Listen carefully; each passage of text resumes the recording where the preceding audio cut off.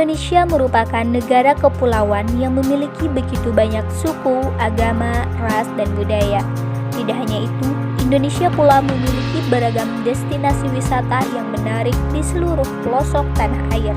Dan salah satu objek wisata yang menarik perhatian masyarakat Indonesia, bahkan ke mancanegara, adalah Toraja. Kabupaten Toraja Utara merupakan salah satu kabupaten yang terletak di Sulawesi Selatan, yang masih berpegang erat pada adat istiadat dan terkenal dengan budayanya yang unik. Masyarakat Toraja masih tetap mempertahankan adat istiadat dan budaya warisan nenek moyangnya hingga zaman modern seperti sekarang ini. Bagi masyarakat Toraja, riwayat panjang leluhur mereka harus dijaga dengan menghormati mereka yang sudah meninggal. Tradisi Manene merupakan salah satu yang masih dilakukan oleh masyarakat Toraja, tepatnya di desa Tongariu, yang dilakukan setiap 3 tahun sekali sesuai aturan adat yang sudah disepakati.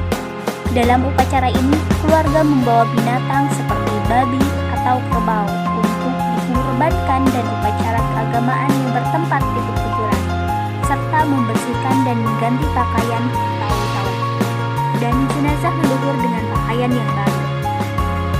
Jika kalian ingin melihat jasad yang dibersihkan lalu diganti pakaiannya setelah bertahun-tahun dikuburkan, maka seperti inilah 10 potret tradisi Mak Nene yang tidak sekedar seram tapi juga unik dan menarik untuk disaksikan.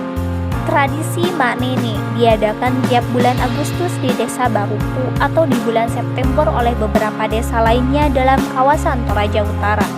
Tradisi ini dimulai dengan mengeluarkan jasad yang sebelumnya telah dikuburkan dalam liang batu atau jasad yang dikuburkan dalam makam berjenis tatane yang bentuknya menyerupai rumah berukuran kecil.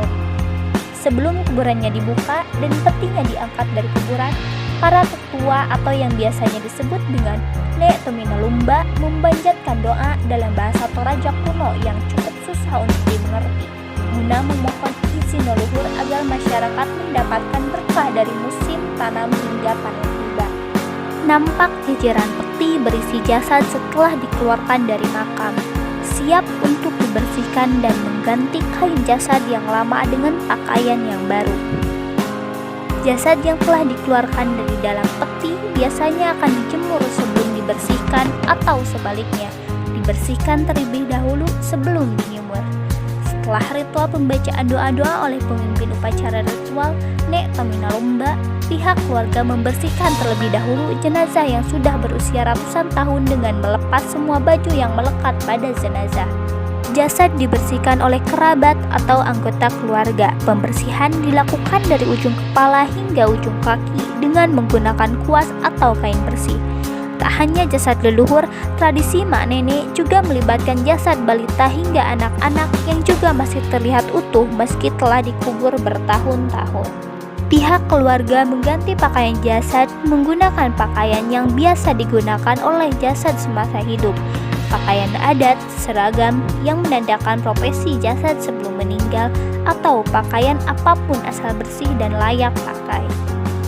Jasad kemudian diarak menuju ke rumah keluarga yang sebelumnya telah menyiapkan jamuan makan bagi para tamu yang hadir. Prosesi terakhir adalah mengembalikan jasad ke dalam makam seusai penyelenggaraan acara syukuran di kediaman keluarga yang menyelenggarakan tradisi Mak Nene. Di sana mereka akan beribadah dan makan bersama.